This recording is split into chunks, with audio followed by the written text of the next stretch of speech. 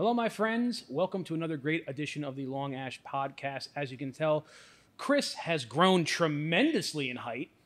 And actually, with your height difference, you guys probably like weigh the same amount. Do you ever see that, like, guys who are really tall and they're like, oh yeah, I'm 300 pounds. I'm like it makes no sense. But then when you take into the height. Yeah, I'm a tall drink of water. You got to stretch it out. Exactly. You got to stretch out that way. It looks like they put Chris in just like a machine and just really stretch him out. But we are joined by the great and powerful Terence Reilly of Aganorsa. Terence, thanks so much for joining us. Thanks for having me. Always a pleasure. One of our favorite guests. So, we'll go over today, but first, it's been out for a few weeks now. I want to talk about our newest project with you guys, which is the Crafted by JR Aganorsa Leaf, which is seeing tremendous, I don't even know what the word is, popularity already. Really great sales. People are loving it. The blend is fantastic. You know what's weird? I don't know how to talk about this with you, because usually when we're talking about a new brand, it's like, oh, what was your inspiration?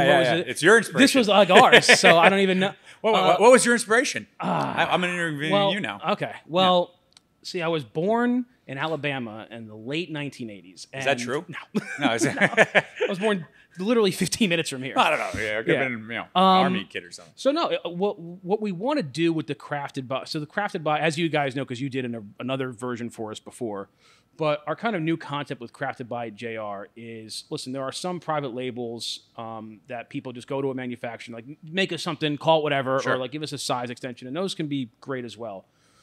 But we have a lot of experience on our team here in terms of creative, in terms of just industry experience, guys like Jim, me, and then our creative design team. So we wanted something that we can kind of, the concept and all of the art and everything is like kind of built in-house. We already have an idea about the blend. Obviously the blend comes from you guys. We don't have tobaccos in our office. But like have a really like, this is clear vision, a clear vision, exactly. And you guys nailed it. I don't even think we had a sample number 2. I think we kind of said this is what we kind of were looking for. When you're good, you're good. Yeah, I mean, well, it was, Jim is a big Aganorsa fan, so he's like, I want it to be like this, and I'm like, I like that too. Let's see what they can do. And then you sent us that, and we're like, yeah, nailed it. So when you're doing private labels, I guess we can kind of segue into this. When you're doing private labels with a lot of companies, is there, in like terms of like the blending, is there usually a lot of back and forth, or do you guys kind of like on the first run, like, yeah, this is it? It really varies in that way. There's generally 3 types of people that want to do a cigar. 3.5, I'll say. Like on one end is, like you said, the guy goes, listen, I don't really know that much. I'm looking for something like this. Come up with something like that. Right. And that's one way. The other extreme of that is the guys like, the Kyle Gellises of the world and Dion's of the world that want to go down there and really go through, find a tobacco that they like, build a blend around it. That's another model. And then there's in between where it's kind of like they know enough where they can give you, like, I really like this style. I really like this blend that you guys make with that wrapper. So we're looking for like features of that, but maybe a little bit more like this.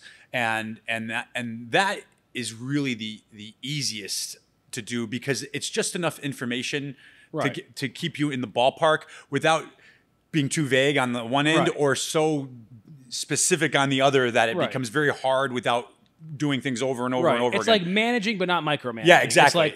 It's like, all right, we got it. And that's what I hope. I mean, I know we had some. No, and that's what this was. Is that's that why it was very clear what you guys wanted to do, and that makes it easier. And even then, we were a little lucky. We got it on basically the first shot. That's usually even then. There's a couple revisions, but you're much closer to the in process when you have that nice balance of like not getting too technical, but also being clear cut in like what the style that you want. Exactly. Well, that's why I like working with a company like you guys, because we kind of have a vision for a private label brand and a vision for like what we want the blend to be. And when it comes to like someone like Aganorsa, I don't need to be specific in terms of the blend. We wanted to make sure it was like kind of this flavor profile, this wrapper. But there are some companies where like I really love one thing that they do, but like not, so I'm coming to you for this thing. Like specifically like a Connecticut wrapped thing. This is what I want from you. Yeah. And then like, oh, well, what about this one? Not like, this is what I want. But with you guys, I mean, really, if you had sent me an entirely different blend and we're like, hey, we think this would be good, what do you think? that probably still would have worked. Like we trusted implicitly that whatever you guys were going to provide us was going to be, because we just like the entire portfolio of brands, the style you guys blend in. So we knew we were going to have a success there. That's just why we also went to you for like that next project, which we'll allude to later on.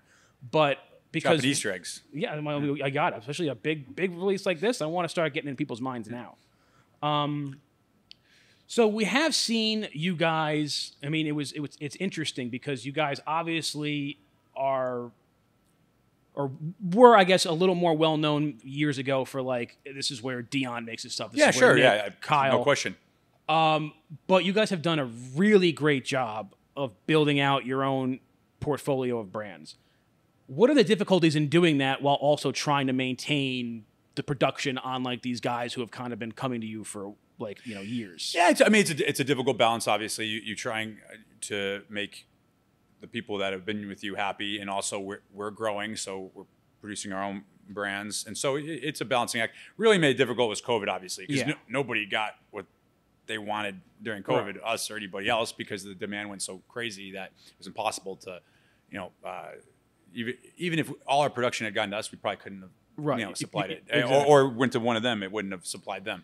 So that's obviously a challenge, but those are the things, you know, you just take it day by day, and you try to make it work, and you know. Like I said, that's all you can do. I think you guys have done a really cool job. You know, where you have someone like AJ, who, I mean, every cigar that comes out of AJ's factory, I think is great, but he's definitely, I would say, in the industry, much more well known for like the things he does for other people. He has, you know, his brand San Latano and New World, which are great cigars, but like he is very well known for like the stuff he does for Altadis or the stuff he does for Southern Draw. This guy.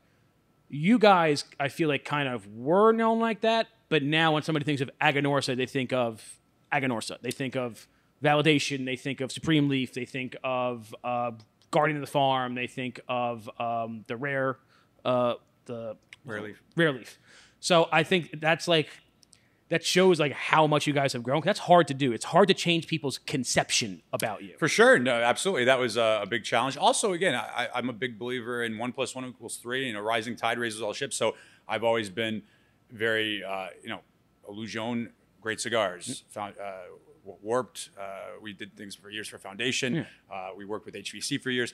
And, you know, I think those products are great products, and were great people to work with. And we did a great job of working together to put out something great. And so it's not a matter of like, oh, I just want to ever talk about Aganorsa. I'm happy to give praise to those guys too, because I think it's good for everybody. So. Yeah. I mean, it was interesting that you guys were able to kind of, you know, utilize that, like you were able to kind of get your product in people's hands. Other people were marketing it, but they're like, oh, this is really good. This is really good. And then when you really started the big push of Aganorsa branded stuff, it was a natural, like, oh yeah, they made that Warped that I really like. Let me try out their own brand. Guardian of the Farm is a great example. It's kind of brought attention to both parties. You know, it was it was a little bit more affordable than a lot of his line, so it was a nice entry to his style. And then also, he's got a huge following. He brought a lot of attention to us from his guys, and so and again, for me, it's more fun to work that way. Right. Anytime Ron Lesero, who used to own the Texas CDM stores before you guys took them over, was always a big believer in like, it's got to work for everybody. And he was a great guy to work with. And I've always tried to take that philosophy. It's like, it can't just be about us. It's got to be about you. It's got to be about the consumer. It's got to work for everybody, or it's not going to work. Yeah. And I think that should be on the wall of every cigar factory or cigar headquarters. Like, if it works for everybody, it works for us. It's a great kind and by the way, sometimes it doesn't work for everybody. And you say, okay, let's, and you go your ways, and you never know what happens in the future. But like I think it's very important to take that approach of, this has got to work for everybody, and for whatever reason, if it doesn't, okay, let's determine that now, rather than. In fact, I'm usually with a private label, or when we do, even I don't hope I wasn't too negative, but usually when we do a line, I'm almost always like, these are all the things that can happen that can go wrong, and it almost sounds like I'm trying to talk somebody out of it, but I want to get that stuff out of the way in the beginning, so that as we go, hopefully, we avoid them, or if one of those things is something that you hadn't thought about or somebody else hadn't thought about, then it go, okay, well, wait a second here, because you don't want to get into a situation where it's somebody's unhappy or it's problematic. This is another great thing that I loved about working with you guys on this. I mean, and this had its own challenges. It was, I've been brand manager now for a couple of years, but like my responsibilities with each release have like kind of grown over that time. So I'm responsible for more of it. So this year proved a lot of challenges because I was doing like a lot of like the, working with legal and legal compliance and making sure this thing and then the packaging vendors and all that. And there are some projects I was doing where like the thing's supposed to ship and like, oh, by the way, do you need UPCs? And I'm like, I guess, I don't know. Like, I have no idea if that's a thing that I need. Whereas you guys were like, everything's on there. Like you're set. You don't need to worry about like it was all taken care of.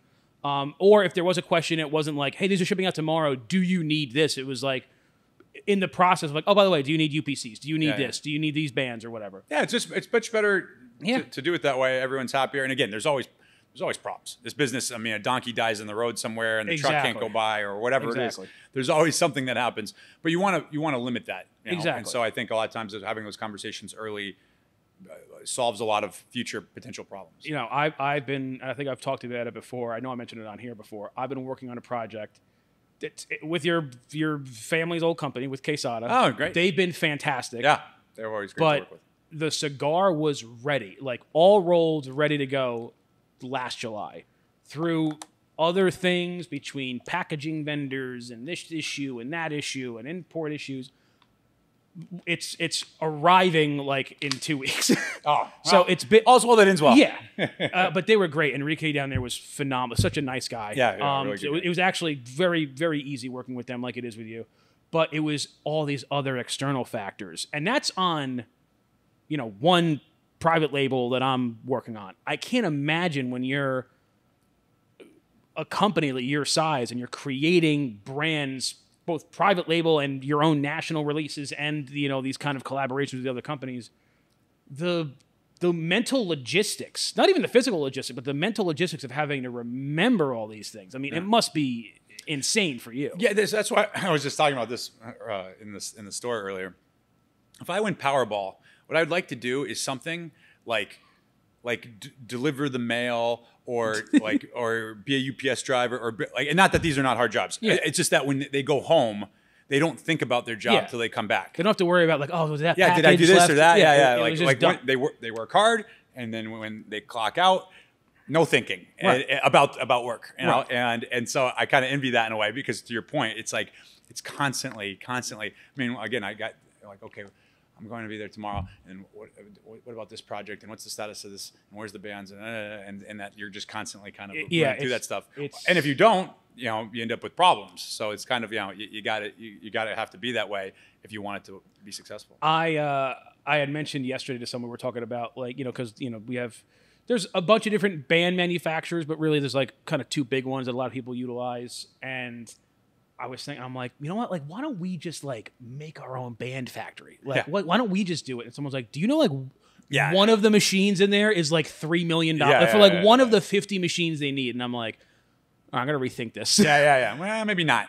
Yeah. Well, that's why when you have companies that are, the more vertically integrated they are, the easier it is to work with them. Sure. So like, I didn't need to order boxes for like this project from you. You guys, we can do the boxes. Yeah, the more things you control, the better off you are. Eduardo always says you have to kind of control your own fate, and that and that certainly having those abilities helps make it easier for everybody. No, absolutely. And it must be so difficult when you have companies that don't even have a factory, and then do you still see them that they're successful? I mean, you look at companies like Foundation and Dunbar and these guys. No, and there's 100 different ways to skin a cat. Like there's not, and there's advantages too for those guys in terms of their ability to pivot and maneuver. Right. So there's pros and cons to everything. Exactly. But definitely the pro of having farms and a factory and all these facilities, distribution and everything.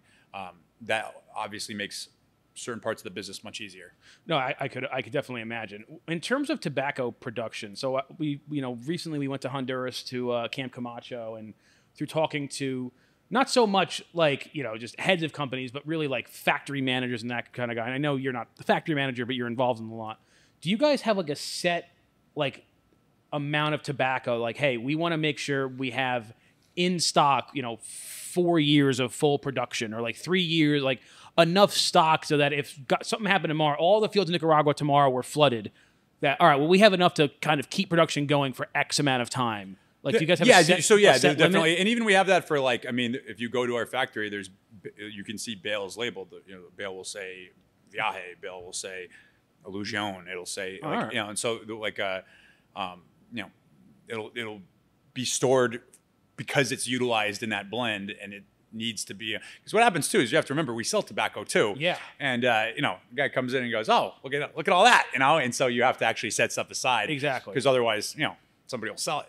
And I'm not going to say any brands, but I've talked with people recently who are like, hey, did you know that they buy like tobacco from Aganorsa? And I'm like, really? Like brands you would, I'm not going to say it. People like to keep it secret. That's fine. But your stuff is in a lot of stuff. No, absolutely. Which should be a great quote for Aganorsa. Yeah. Our stuff's in a lot of stuff. Our stuff's in a lot of stuff. Yeah. That's but a good one. I mean, it shows the ability you guys have. I mean, I think people, the common cigars, not that they're common, but your average cigar smoker obviously doesn't know like all the things we're talking about, like what goes into everything. But I also think that they think like, oh yeah, you know, these guys, they must have a factory, they must have farms. It's like, no. A lot of brands don't have their own factory, and a lot of brands that and then a lot of brands that have their own factory don't have their own fields. Like the fields are only, you know, like you guys do, AJ does, Plasencia, of course. I think Padron does. Not sure. I think Carlito. See, I don't even know. And there's a lot of people that have some farms but can't possibly. They have to buy a lot still because they can't possibly fulfill like. Yeah, like I don't know of any company that outright owns farms in like Connecticut. There's like families that own these farms that you have long-standing relationships with, so you can kind of work with them a lot and kind of get your stuff. But I think everyone thinks that like, oh yeah, you know, they just have, you know, there's a whole field just for Macanudo, and it's like sometimes not. So there's a lot of like the tobacco brokering business. I mean, I don't even want to look at like that. The books that must go on, like the complication of a tobacco broker, which is, I guess, you know, would be part of the Aganorsa kind of portfolio of businesses. That must be immensely complicated. Who's getting what from which field? Oh my God. The logistics in that is I don't insane. do that, thank God. Oh, good, so good. I can, you know, include me out, as I say.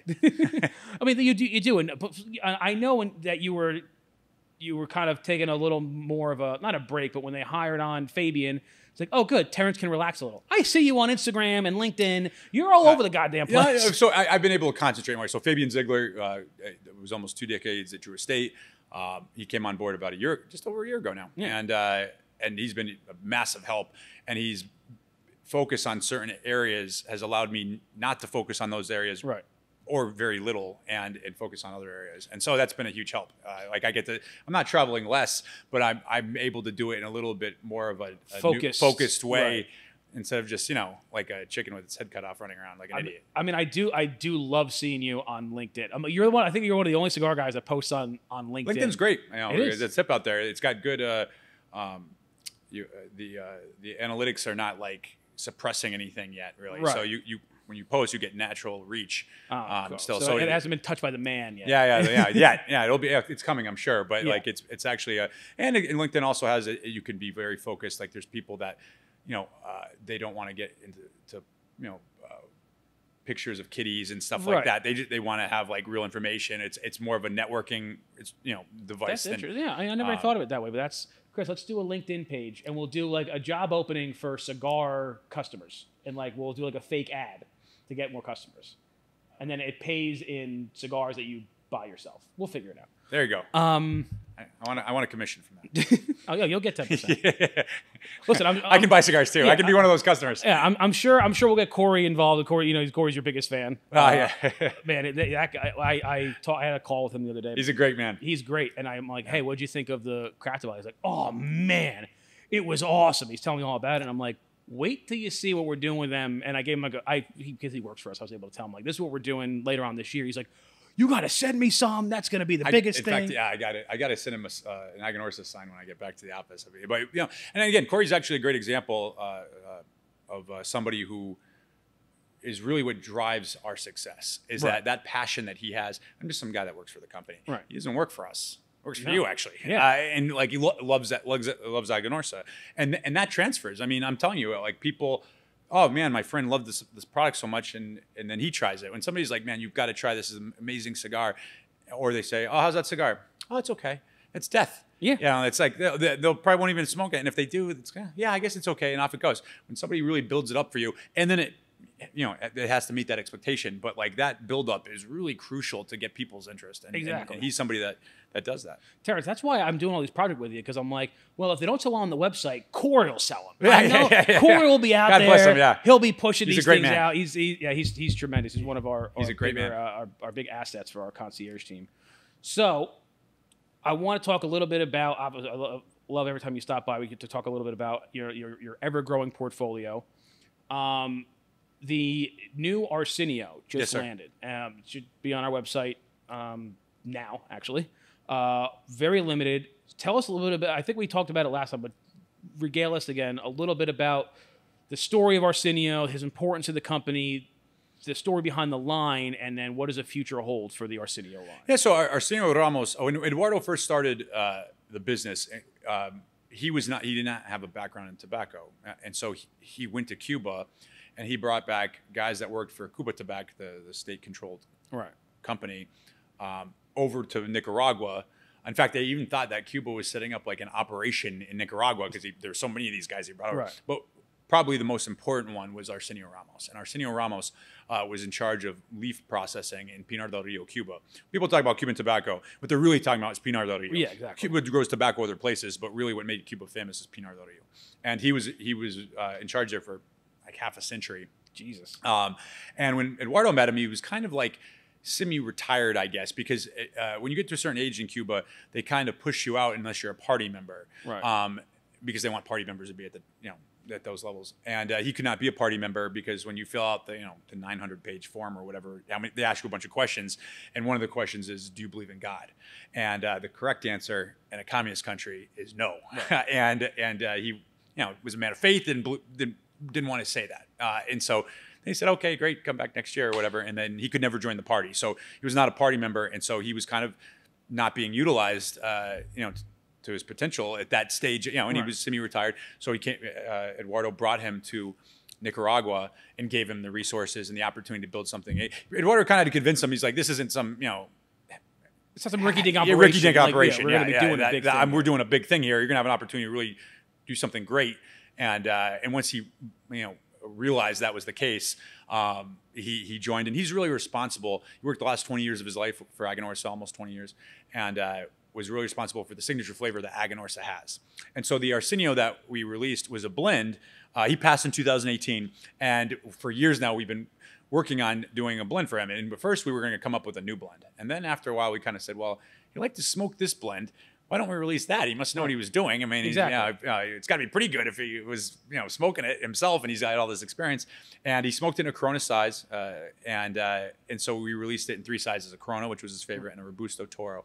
And it was just a blend he smoked. It didn't have bands on it, so we created packaging that it's got his face on there. It says the name Arsenio. If you look closely, the O in Arsenio is a smoke ring. Yeah, I remember that. And so it's a special edition. We're going to do it on a yearly basis. And so we've shipped. We still have a little bit left still to ship of it that we're waiting on from the factory. But once that's out, that'll be it for the year, and then we'll do it again next year. Yeah, I got to get more next time. I when I ordered it the first time, you were actually my first when I took on part-time buying this year, just because like I said, I wanted to get just because you needed more hats. Yeah. Well, I wanted to get my feet wet in that world. I wanted to understand this part of the world. It's good to know how to do that. Now I'm going to be focusing more on the private label stuff, but I mean, you guys are so easy to work with. Your account is awesome. But that was kind of my first big PCA PO. It was literally my first one. So I'm like, all right, I'm going to get a couple of these. I don't really know. And then kind of a month later, 2 months later, now that I'm kind of doing this with all my accounts and doing all this stuff, I'm like, man, I should have went so hard in on these. I'm an idiot. But, will it be a thing kind of a rare leaf where you'll release it again next year, same format, same packaging, or is it going to be a yearly, every year is going to be a little different, like a Las Calaveras kind of thing? It'll probably be tweaked a little bit, but not the blend, and maybe with the sizes will be tweaked a little bit, but yeah, it'll be we'll make a production run every year, and that will be the production run for the year. Are you able to release the number on Yeah, we did 2,000 of the Toro, 2,000 Robusto, and 1,500 Corona. Oh man, you went lighter on the. I guess Corona's just not.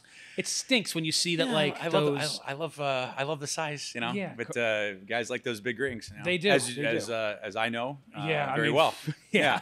Dude, so one of the things I noticed when I put in orders for you guys, like every couple of weeks, you know, it's always like, you know, oh, these 5, you know, La Valdacion, this Supreme Leaf, this whatever. There's almost always, I'm like, man, I need more of these 7x70s. I can't believe I need more of them. I got to order them again. When I joined the company, I'm like, why do we make all these big cigars? And then I saw the sales and I was like, ooh, leave those cash cows alone. Don't.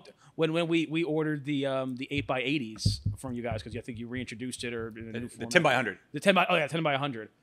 And again, first PO I'm sending from PCA, and Jim was there, and Jim's guiding me through this. And I'm like, what, you want me to get like 5 of these? Dude? Like, what do you want? He's like, no, like buy heavy on them. Flying. No, it's insane. Flying. One guy smoked it in under 2 hours. Did you give him like a medal or his face on the wall or something? He went. So there's a store in North Carolina that actually does a contest where if you smoke the cigar in the store, you get a T-shirt that says I smoked the 10x100. And oh, really? Yeah, they put your time that you smoked it on the wall, and so you know it's a competition. So everyone wants. So this guy did it in an hour and like 48 minutes, 42 minutes. Jeez, that's not even enough for like your standard Churchill. I'm not going to recommend it. Yeah, but it's impressive. Yeah, we're going for enjoyment, not world records. Yeah. When it comes to the 10x100. Yeah, I'm not endorsing it. I'm just saying it's impressive. I mean, the interesting thing is with you guys is that, you know, I've tried some of the bigger, never an 8x80, but I've tried your 70s before. Obviously, in terms of the size, just not my style. But while you're smoking, you're like, it is really good though. Like it is. If I didn't feel like silly with like the big ring gauge in my mouth, like, because you have to blend differently for those sizes. Yeah. So I think what I did certainly learn here is that big ring gauge, the knock on big ring is that, well, they're not as flavorful, and that was because I think when they first came out. The Cuban manufacturers are kind of like, these crazy gringos don't know what they're doing. And they just packed it with more, light Seco tobacco that would burn, and that would be it. But if you blend to the size, there are sizes, and I'm not a big ring gauge myself, so I want to be, not dishonest here about this. But some of our cigars, the bigger ring gauge is the best tasting one in terms of the flavor. Because if you blend to the size, they burn cooler. You can play around with the ratios a little bit more, and you can really create something that tastes incredible, and the proof is in the pudding. I mean, people are buying our ring gauges in these sizes. There's a guy that actually, he buys the El Chiquito Lunatic Habano, it's 4 3/4 by 70, and he's like, I hate you. I'm like, oh, what'd I do? And he's like, well, you gave me this cigar. I don't smoke it, but you gave it to me, so I tried it. And now I'm smoking this, and I don't like this size. I tried it in the other sizes, but I like this flavor the most. And so now I'm smoking 70s, even though I don't want to. So that's the point. So that's the interesting part of it, is like I'm not a big ring gauge fan. Like, I generally don't go above a 54, but there are some lines out there that I really enjoy. But if somebody gave me the option, I'm like, I'm smoking the 60 or the 64. Like, how, especially when you have a very, very flavorful wrapper that's like a lot going on. Like some versions of broadleaf, like, tough to smoke this in like a Lonsdale or a Lancero. Sure. It's just going to be very overpowering on the palate, like the chocolateness and the smokiness. But that cigar in a 54 or in a 60 or a 64, it just changed it a little bit, where you're getting the most out of the wrapper without it kind of going over that threshold. That threshold. There was a cigar that Rafael Nadal made with the Aging Room. I think it was called the Rare Collection a couple of years ago. And they were all like, I think the smallest one was like a 5 by like 56, and then it went like 60 and 62 or 64. And I was smoking them, and I'm like, I get why he did this, because this wouldn't work in thinner ring gauges. Yeah. It just wouldn't. Like, the flavor on the wrapper, I can tell this in a 6x50 just not working. That's why you always just want to be open-minded about things. I mean, I'll hear people say, I don't like Dominican cigars, or I don't like Nicaraguan cigars, or I don't like this type of tobacco, or I don't like whatever. It's like, you maybe had one that you didn't like, and now you're applying that to everything. It's like, why don't you, keep an open mind and try different things and see what. Exactly. No, I've gone all around when it comes to ring gauges. When I first started in the industry, I was like kind of just trying everything, because that's what you should do when you're first starting. Then there was a period of time where like I was doing a lot of 60s. I was doing like the San Cristobal XXL. Yeah. I was doing a Partagas Black 6x60. Then when I started working over here, I got more into like, we'll call it my nerd era, where I was like, no, it's all Lonsdales and 46s Sure. and this and that. Now I'm finding the balance of like, depends on the project, depends on the blend. Yeah, you're a mature smoker now. Exactly. I'm not going to say mature. I'm going to say mature smoker, not mature all the way around.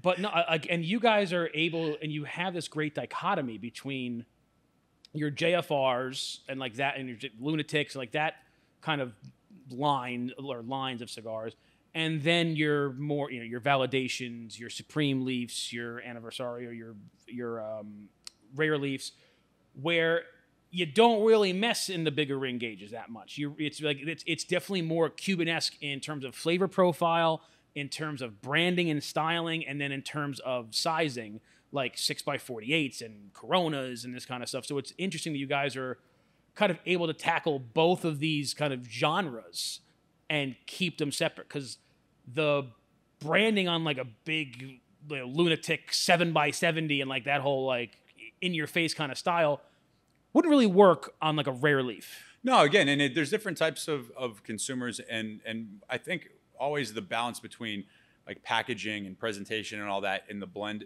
it's got to be kind of more of a reflection of the experience. Right. It's so again, if you call something Simtex and it's a mild cigar, that's not going to work, right, because you're giving a different impression of what it's supposed to be. But if you have an 8x80 cigar, calling it lunatic makes a lot of sense. And then when you have something that's a little bit more nuanced and more finesse, calling it Anniversario makes a little bit more sense with the age of the tobacco and all the nuances that went into it, the fact it's special and all right. that. So you have to kind of do that, because people are looking. What's always fun to do with consumers is that when they smoke cigars without rings, when you give them like 4 cigars, you can see them almost kind of like, it's like they're blind or something suddenly. Right. Like there's things that they're used to seeing that aren't there, or experiencing that are not there, and it throws them off a little bit. So they're kind of like, do I like this? Because there's nothing.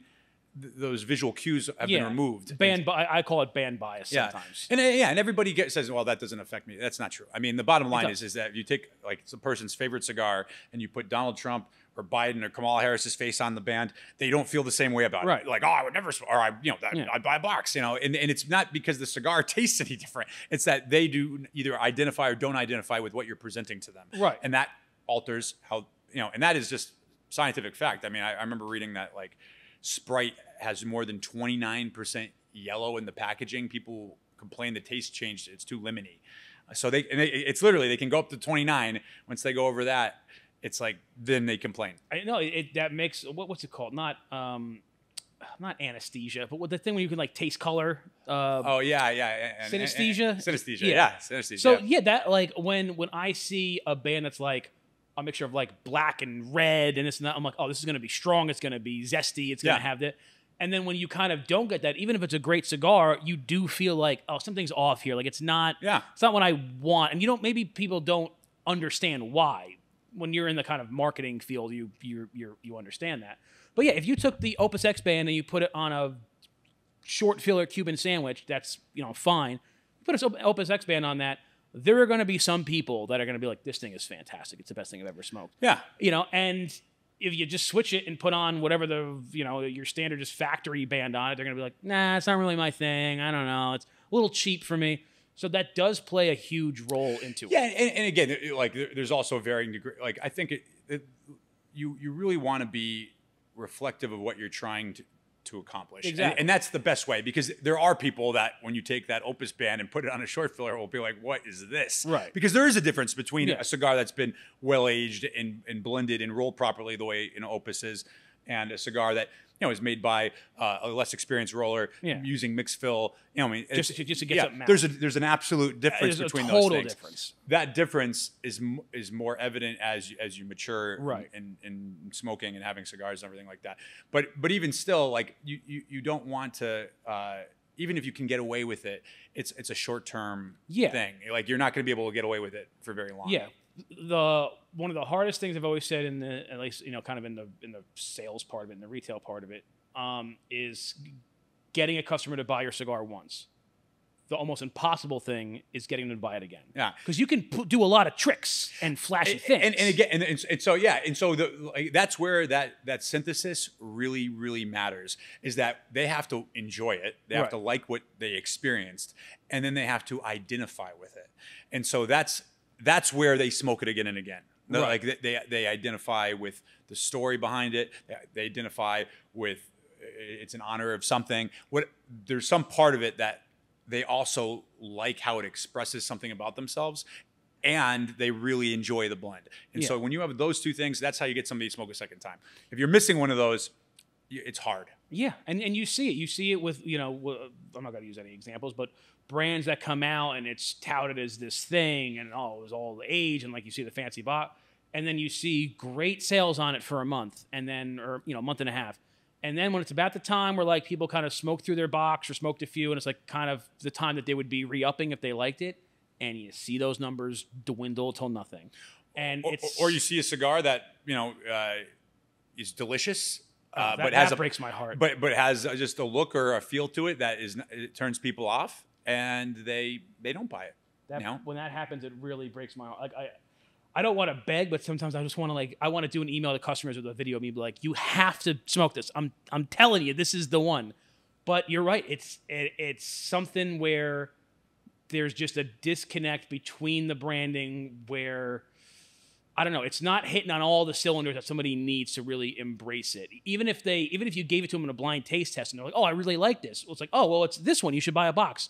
I'm okay. There's something missing about it, and that breaks my heart, because you have something that's kind of out-branded, where it's like they kind of branded beyond what the quality is. Yeah. It's like that's on you. That's on the manufacturer, whoever. Yeah. You didn't make the product. You knew what you were doing. Yeah, you knew where you were putting your time and effort, and it wasn't into the cigar.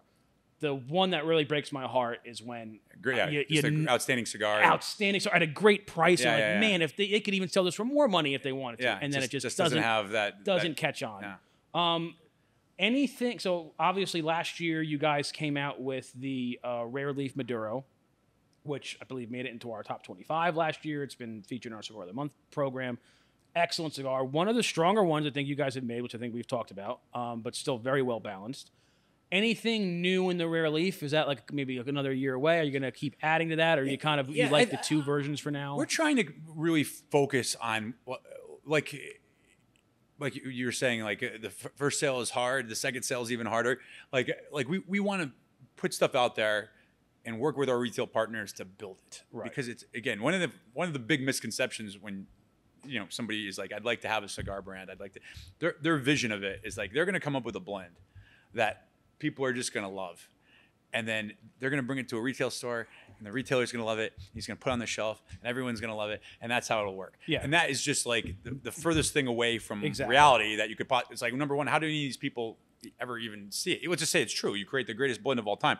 Like, how is anyone going to find it in the store of a gazillion cigars in the store that, here's a great example. I could go downstairs and I can smoke a different great cigar every single day and not repeat for a long time. Exactly. So how are you going to get yourself out there in a way that's going to bring attention to you, that people are going to go back to you, and that goes beyond just having the cigar. It has to do with your relationships with the retailers, the programs you set up with them, staff training, so on and so forth, and all that is really more important than the blend, which is important, right? But like if I have to bet on the success, like an average blend with great logistics, a great marketing team, with sales training, with all that stuff, I'll bet on that blend over this great blend that's lacking those things. Right. Not because I prefer one or the other, but just the best cigar you've never heard of, you've never smoked. You've still never heard. Yeah, exactly. Yeah. No, and it brings us a little bit back to what we talked about before about the logistics of like making a brand and getting the bands and all this and that. As difficult as that is, and as stressful as that can be, if you do all that flawlessly and you get through it, well, now you have the product. Well, the real work starts now. Yeah. Like that's where the actual, and I'm not going to say one is easier than the other, but like getting the bands or getting a design or getting the boxes, there's a definitive like, yes, the boxes have arrived. Like as long as I keep on with the vendor and make sure the shipping is not, like it's more kind of logical. the merchandising and marketing and activations and the relationship established things that you have to do with the different retailers, that's a more of a question mark. It's like, I could do all this right and it could still not catch on the way we want it to. Yeah. It's a lot more difficult. Like that part is, and that's what I'm working on now. Like for this brand, for example, it's like, all right, we had a great launch, sold a lot of boxes, people like it. I can't just leave it on there and start on the next. launch now. No, it's like it's that's gotta step be, one. There's You got to keep be going, follow up, because that's how you make it have legs. Right, what we were saying before. Selling once is hard. Selling twice is. It's incredibly hard now with so much. We're so inundated with information that to get people to remember anything. And really, what stood out to me about that was that during COVID, a lot of stores would tell me, because people couldn't go in the store, so the guy would call and they'd bring it to the door. The guy would call and say, "Hey, can you give me the box of cigar I buy every day, or the cigar I buy every day?" Well, which one is that? Yeah, it's on the right hand side. Well, what's the name of it? Oh, I don't know. Well, what size is it? It's like 5 or 6 inches long. Like, they don't know anything. Yeah. They just know that when they walk in the humidor, they turn right. It's right there. They take it, and that's a brand that guy's looking at every day. Right. So what's your chance if that guy's not buying your product? So you really have to really work hard, and that's why we always talk about the only metric of our success is passion for the product, and like working with you guys, working with our retail partners, working with consumers, and really driving that. So people go out there and they tell somebody that just goes in a store and doesn't pay attention to a lot of things, buys whatever they buy and leaves. Hey, John, have you tried that? That crafted by Aganorsa? Man, it's a great cigar. You really should try. That's what you need, because the odds of somebody just randomly picking up a blend are bad. Exactly. No, and that's why it's important to have these kind of passionate fan bases, that are within the industry. An advocate like a Corey, who's talking to customers every day. He's not going to give them what they don't want. No. It can't be if they want a mild Connecticut, he's not going to be like, you should try the Rare Leaf. He's not going to do that. Yeah. But when there are just like, hey, I'm just looking for a good, medium body Nicaraguan, this kind of thing, or something similar to this. Yeah, the right cigar for the right customer. Exactly. Yeah. I was always, when I worked in the store, this was many moons ago, but there was always like spiff programs, which are great, but you would see like some of the old timers that like, a lady would come in, oh, my husband smokes something mild, and they were giving him Party-Us Black. Yeah. I got a lot of repeat customers who would come find me in the store just because, hey, whatever I asked you for last time, you nailed it. Yeah. It's like, you give them what they're looking for. Sometimes you can do a little bit of an upsell, like, it is retail. You want to. Sure, but we're not, again, I think the key is we're not selling yachts. Right. It's not like you sell a cigar, no matter what the price of it is, and it's like, yes, I'm set. The business is them coming back. Exactly, that's the business. And so you can't step over the dollar to pick up the nickel. Right. And so you got a spiff or something. That guy's an idiot. He didn't give me the cigar I wanted. I wanted something totally different. I mean, was that worth it? No. So you got to be like, okay. That's why our biggest thing is to get people knowledgeable and passionate about the product, right.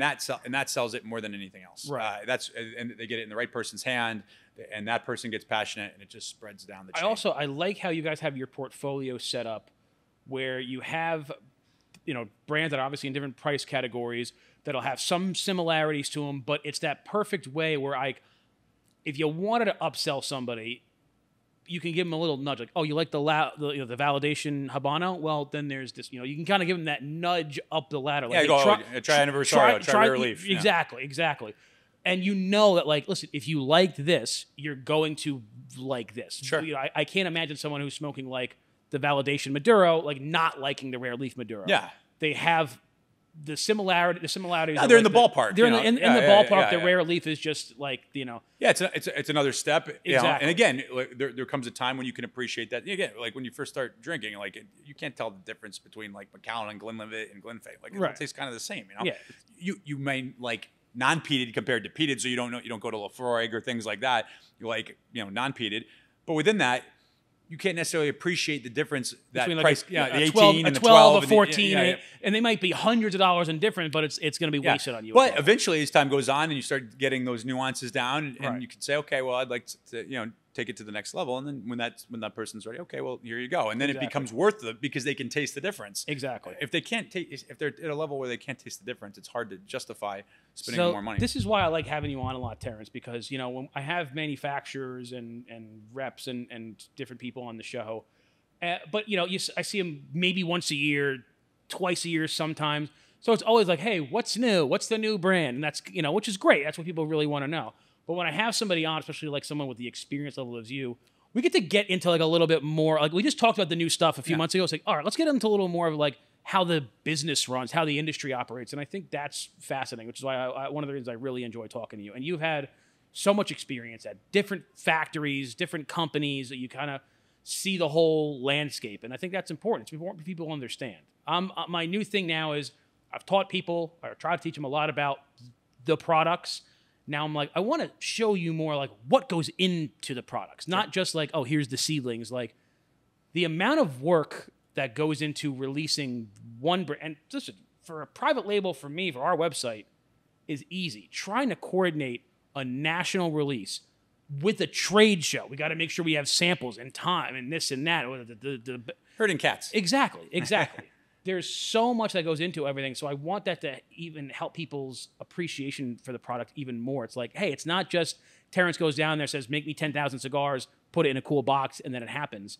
There's so much work. I say a cigar is basically a miracle. Yeah. It's like all the things that have to go right for it to be a good experience.